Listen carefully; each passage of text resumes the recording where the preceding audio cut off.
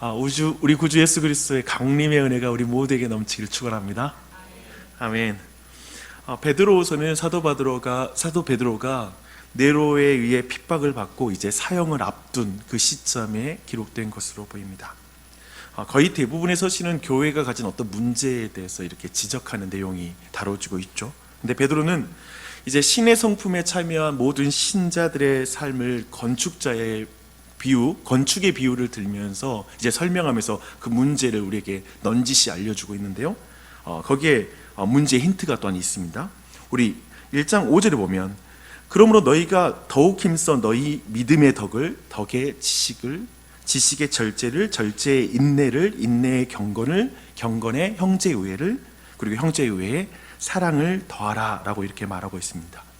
즉 믿는 사람들의 모든 삶의 기초는 믿음이라는 것이죠. 그리고 거기에 바로 아기 예수로 오신 예수 그리스도, 그분이 바로 우리 모든 믿음의 삶의 기초라는 것을 말하고 있습니다. 그래서 1층 위에 2층이 쌓이듯이 그 위에 지식, 절제, 인내 위에 경건, 그리고 경건 그 위에 형제의 우애, 우애 위에 사랑을 더하라, 이렇게 세워 나가야 된다라고 이렇게 우리에게 말씀해 주고 있습니다. 그렇게 우리는 신의 성품에 참여하는 자, 즉 예수 그리스도를 닮아가는 자가 된다라고 성경은 말하고 있습니다. 사도는 편지의 수신자들의 삶에 이런 일이 이루어지고 있다는 걸 이제 잘 알고 있어요. 그런데 8절에서 이렇게 말합니다. 이런 것이 너희에게 있어 흡족한 즉 너희로 우리 주 예수 그리스도를 알기에 게으르지 않고 열매 없는 자가 되지 않게 하려니와 라고 말합니다. 그러니까 지금 수신자들의 이런 믿음의 집이 쌓여져 가는 게 있어요. 흡족해요. 근데 마치 I'm still hungry 라고 말하는 것처럼 난 여전히 배고파. 그렇죠? 예전에 우리 히든크가 승리를 계속하고 있었지만 난 여전히 배고프다. 나 16강 갔는데도 나 8강 더 위로 올라가고 싶다 라고 표현한 것처럼 왠지 그런 말을 하고 있어요. 왜냐하면 하나님은 알아갈수록 모르는 부분이 더 많아지기 때문에 그렇습니다. 그래서 사도는 이제 사랑 위에 이 다음에 할 것은 이거야, 이것 해, 이런 사역을 해라 라고 말하지 않고 우리 주 예수 그리스도를 알기에 게으르지 말아라 라고 이렇게 말씀하고 있습니다. 그리고 이 일에 게으른 자는 결코 열매를 맺을 수 없다 라고 이렇게 말하고 있죠. 마치 다시 기초로 돌아가 라고 말하는 것 같아요. 더 높은 집을 쌓으려고 더 나은 걸 네가 행위로 만들 수가 없어. 다시 그리스도께로 돌아가 라고 이렇게 말하는 것으로 보입니다. 한 해를 마무리하는 시기입니다. 여러분은 이제 한 해 돌아보면 흡족한 것과 또 불만인 것이 있게 되죠. 신자의 삶에 있어서도 어때요? 여러분의 한 해의 신앙의 삶, 어쩌면 지난 10수년의 여러분의 신앙의 삶을 돌아볼 때 어떻습니까? 믿음, 그 위에 덕, 지식, 절제, 인내, 경건, 형제 우애, 사랑, 이런 것이 쌓여져 있는지를 돌아본다면 참 내 신앙이 부실공사 같아, 어느 한 부분들이 쑥쑥 빠져 있는 것 같아라는 마음이 느껴지는 지금일 수 있습니다. 그런데 결론적으로 특별히 오늘 말씀을 따른다면 지금 이 순간, 여기에 나와 있는 여러분 이 순간에 우리 주 예수 그리스도를 알고자 하는 갈망이 내게 있는지를 다시 한번 확인해 보십시오.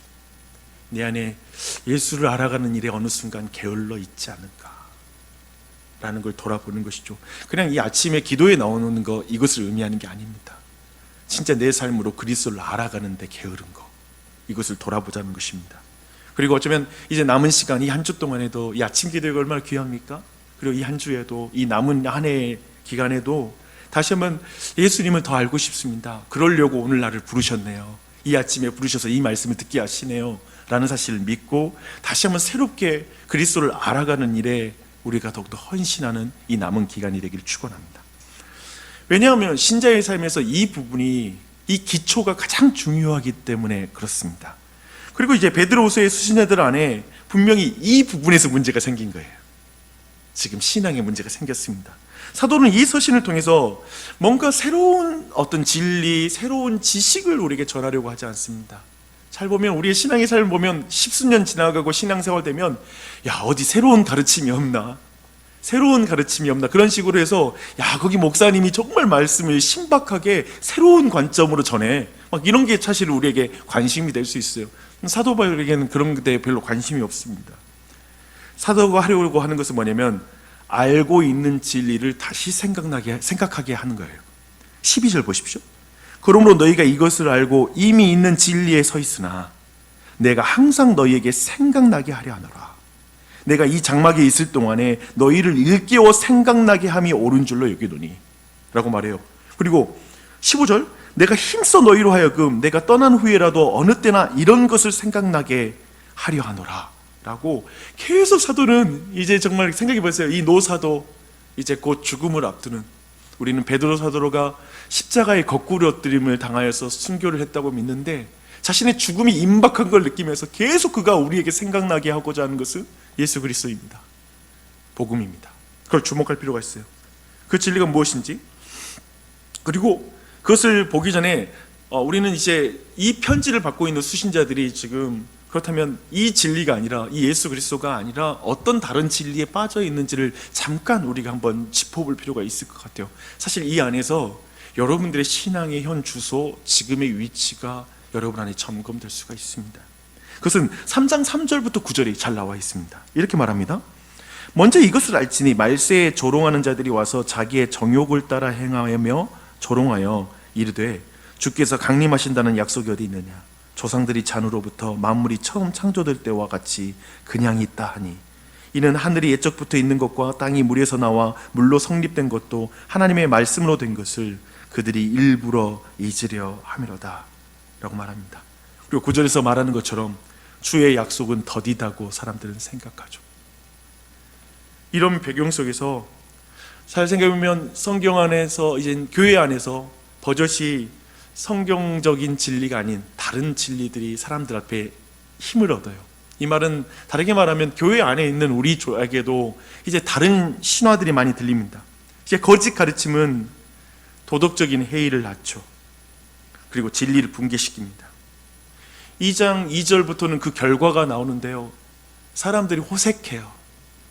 호색이라는 말은 여러 의미로 해석될 수 있지만 특별히 그냥 욕망으로 치닫습니다. 그렇잖아요. 예전에 이 세상 지금 맨날 과거의 세상과 똑같은 세상이고 앞으로도 계속될 거고, 주님 다시 온다는 약속 어디 있어? 하나님 다시 이곳에 오셔서 세상 심판한다는 게 어디 있어? 이렇게 이 세상 가는 거지 하면서 사람들의 마음이 믿음을 잃게 되고 그저 내 현실에 있는 욕망에 치닫게 되죠. 그들은 하나님께로부터 받은 것이 아니라 지어낸 말을 전한다라고 2장 3절에서 말하죠. 그리고 3절은 또 말합니다. 종종 이런 말은 사람들의 마음을 편안하게 해주는 말이긴 해요. 그리고 교회 안에 그런 메시지는 넘쳐나요. 하지만 그 동기는 탐욕이고 사욕이에요. 욕망을 자극하죠. 그리고 1절에서 말하는 것처럼 그들은 그리스도를 부인합니다. 이 말은 그리스도를 전면적으로 부인한다는 의미는 아니에요. 여러분, 교회 가운데 여러분 그리스도를 전면적으로 부인하는 메시지 들어본 적 있어요? 그렇게 말하지 않아요. 교회에 들어오는 거짓 교사들은 그런 식으로 일하지 않아요. 그리스도를 언급하지만 그리스도가 진리의 중심은 아닌 거예요. 그렇게 전하는 거예요. 복음, 하나님께서 우리를 위해서 그리스도 안에서 행하신 일에 초점을 맞추는 것이 아니라 인간이 중심이 되는 복음이 거짓 복음이죠. 그게 오늘날 거짓 교사들이 활동하는 방식이고 어쩌면 그런 가르침이 많은 것이죠. 그런 가르침은 뭘 중심에 두냐면 우리의 자아를 중심에 둡니다. 그들의 삶은 그렇기 때문에 거짓되죠. 거짓된 가르침은 거짓된 삶으로 우리를 인도하는데요, 그것은 한마디로 말하면 불경건한 삶입니다. 그리고 불경건한 삶은 뭘까요? 하나님에 대한 경외감과 경건함이 없는 삶이라고 이제 2장에서 말하고 있습니다. 그래서 이들과 이들의 가르침은 죄와 악에 대한 피상적인 어떤 가르침, 그런 거 있잖아요. 교인들 교회 와서 말하는 거 다 죄인이죠 뭐. 그때 말할 때 그 느낌, 그냥 다 죄인이죠, 은혜가 필요하죠, 회개해야죠 뭐. 피상적 이해, 그리고 그 정도 수준에 머무는 거. 그들은 더 이상 떨지 않는다고 11절 12절에서 말합니다. 더 이상 죄를 짓는 것에 있어서 떨지를 않습니다. 두려움이 없습니다. 그래서 결국 17절부터 19절에서 말하고 있는 건 뭐냐면 이들은 물 없는 샘, 광풍에 밀려가는 안개처럼 공허합니다. 저는 이 말이 너무나 와닿았어요. 오늘날 현대인들의 의미 없음. 참 부지런히 살았는데 별로 의미가 없는 거예요. 물 없는 샘. 샘이면 물이 있어야 되는데 물은 없는 거예요. 옛날 10년, 20년 전에 내가 가졌던 집보다 지금 내 집이 너무 좋은데 왠지 그 안에 내 안에 여전히 갈증이 있는 것이죠. 그리고 언제든지 내 인생이 광풍에 밀리면 다 밀려갈 것 같은 안개와 같다라는 거 안에 두려움이 있어요. 어찌할 바를 모르겠는 거예요. 그 안에서 사람들은 본능에 충실하게 살아가고 있습니다. 왜요? 기초로 내려가서 원인을 찾으십시오. 우리 주 예수 그리스도를 알기에 게으르지 않으십니까? 게으르지 않습니까? 사도는 그래서 오늘 본문 1장 16절에서 이렇게 말합니다. 우리 주 예수 그리스도의 능력과 강림하심을 너희에게 알게 한 것이 교묘히 만든 이야기를 따른 것이 아니요 우리는 그의 크신 위엄을 친히 본 자라. 그리고 지난 주일에 살핀 변화산에서 예수님의 생얼을 봤잖아요. 베드로가 진짜 영광스러운 얼굴을 봤잖아요. 그때 간증을 해요. 17절 지극히 큰 영광 중에서 이러한 소리가 그에게 나기를 이는 내 사랑하는 아들이요 내 기뻐하는 자라 하실 때 그가 하나님 아버지께 존귀와 영광을 받으셨느니라. 이 소리는 우리가 그와 함께 거룩한 산에 있을 때 하늘로부터 난 것을 들은 것이라. 사도 바울은 이 세상이 말하는 허탄한 신화, 그쵸? 이 세상에 우리는 TV를 켜고 오늘 이 예배당을 나가는 순간에 세상이 말하는, 세상이 지어낸 이야기를 듣게 되죠. 근데 그것과 달리 분명하게 자신이 직접 본 것이라고, 들은 것이라고 이렇게 확실한 증거를 말하고 있습니다. 그런데 이렇게 직접 보았다라는 게 얼마나 확실한 간증입니까? 그런데 사도는 자신의 경험보다 더 확실한 것을 이어서 말하고 있어요. 19절 또 우리에게는 더 확실한 예언이 있어 어두운 데를 비추는 등불과 같으니 날이 새어 샛별이 너희 마음에 떠오르기까지 너희가 이것을 주의하는 것이 옳으니라. 성경의 예언이 더 확실하다.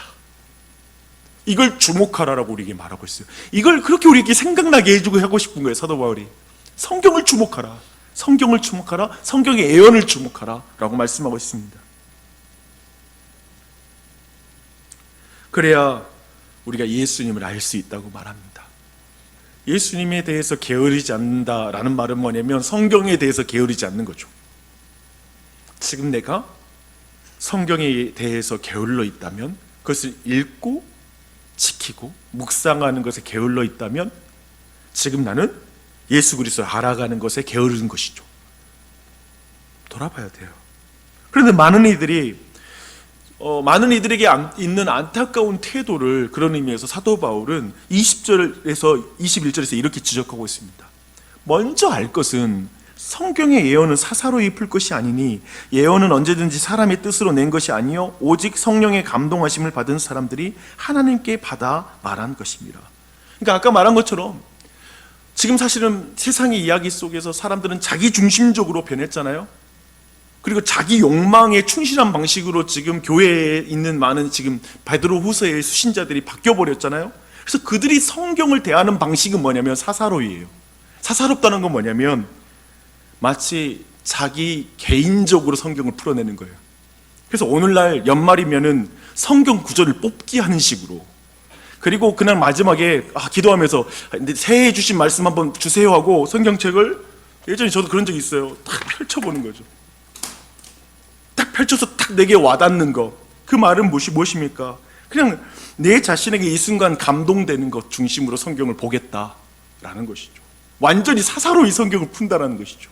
그러니까 욕망의 극치, 그 시대의 극치는 뭐냐면 자기 욕망에게 모든 성경의 말씀을 가져와 끌어와 쓰는 것이죠. 성령의 감동하심으로 쓰인 책을 나의 감정을 위해서 사용하는 것, 그것이 마지막에 일어나는 성경에 대한 사람들의 잘못된 태도라고 지적하고 있는 것이죠. 그래서 이제 곧 순교를 당할 것을 직감하고 있는 노 사도가 하는 말을 우리 모두는 들어야 됩니다. 3장에 있는 말씀이에요. 3절 사랑하는 자들아 내가 이제 이 둘째 편지를 너희에게 쓰노니 이 두 편지로 너희의 진실한 마음을 일깨워 생각나게 하여 곧 거룩한 선지자들이 예언한 말씀과 주 되신 구주께서 너희의 사도들로 말미암아 명하신 것을 기억하게 하려 하노라. 아멘. 이걸 놓치지 마십시오. 주 안에 사랑하는 여러분, 한 해 동안 여러분의 인생이라는 집을 어떻게 세우셨습니까? 정말 한국인들 그 평균 수명이 전 세계적보다 한 살 정도 더 떨어진대요. 근데 평균 연령이 한 살 떨어지는 건 굉장히 큰 의미잖아요. 1년 더 산대요. 우리나라에서 태어나서. 얼마나 정말 안타까워요. 그렇죠? 제가 보니까 너무 열심히 살아요. 평균 수명 시간이, 그 수면 시간이 줄어드니까 수명이 줄어든대요. 그러니까 얼마나 잠 안 자고 열심히 살아요. 정말 우리 모두 한 해 동안 부지런히 살았을 거예요. 내 인생의 집, 또 우리의 소망, 우리 아이들을 위한 집 한 채 남겨주는 거잖아요. 그러려고 정말 부지런히 살았을 거예요. 뭘 쌓아야, 올해는 좀 한층 더 쌓았나? 못 쌓으면은 본전 치른 것 같고 손해본 것 같고 헛산 것 같고 뭔가 더 쌓기를 바라죠. 오늘 이 자리에 오랜만에 우리 정난자매님 친구분들도 오셨는데 아마 수십 년 지기 친구들일 텐데, 오랜만에 친구들이 만나면 참 열심히 살아왔던 지난 인생들을 서로에게 확인하게 되죠. 그러면서 내 인생도 돌아보게 될 것입니다. 그러면서 질문하는 거죠. 내가 어떻게 살아왔나? 그런데 성경은 좀 더 근본적인 질문을 해요. 열심히 살았냐 못 살았냐를 묻는 게 아니라 너는 어떤 기초 위에 삶을 세웠냐? 라고 묻습니다. 무엇 위에 인생을 사셨습니까?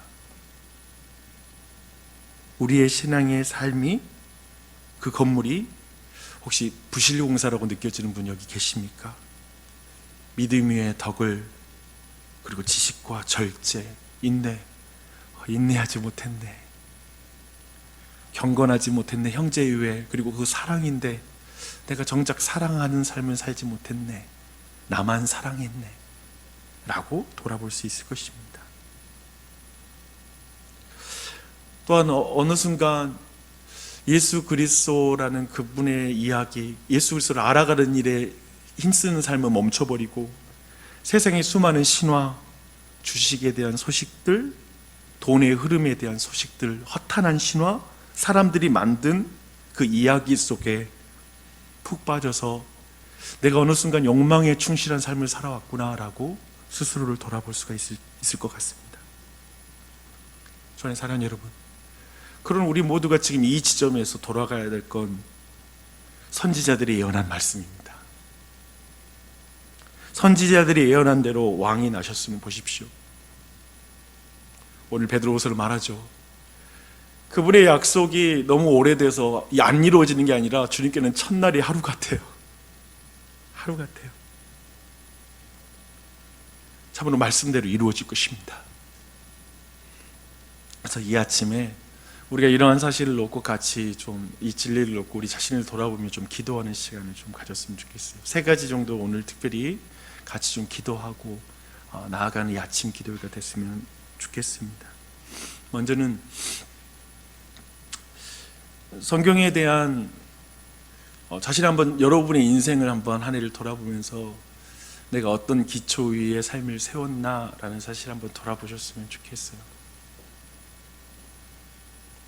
혹시 성경에 대한 나의 믿음이 어느 순간 다 흐려져 버리진 않았는지를 돌아봤으면 좋겠습니다. 그래서 더 이상 그리스도를 알아가는 일에 내 안에 열정이 생기지 않고 너무 게을러 버린 내 모습은 있지 않는지를 돌아보는 것이죠. 혹시 내가 성경에 대한 것을 그저 내 감동을 위해서, 성령의 감동으로 된 것을 사사로이 풀면서 성경에 대한 경외심이 없는 마음으로 서 있지는 않는지를 돌아봤으면 좋겠습니다. 그래서 이 시간 기도할 때 다시 하나님, 다시 기초공사 다시 해야 될 것 같아요 라고 생각한다면, 하나님 다시 그리스도를 알아가는 일에 내가 열심을 내게 해주세요. 다시 주님의 성경을 붙잡게 해주세요. 다시 읽게 해주세요. 주님, 내 신앙의 집, 우리 가정의 신앙의 집, 모든 걸 주님이 다시 세워주세요 라고 이 시간 하나님께 좀 기도하는 시간 갖겠습니다. 함께 기도합니다.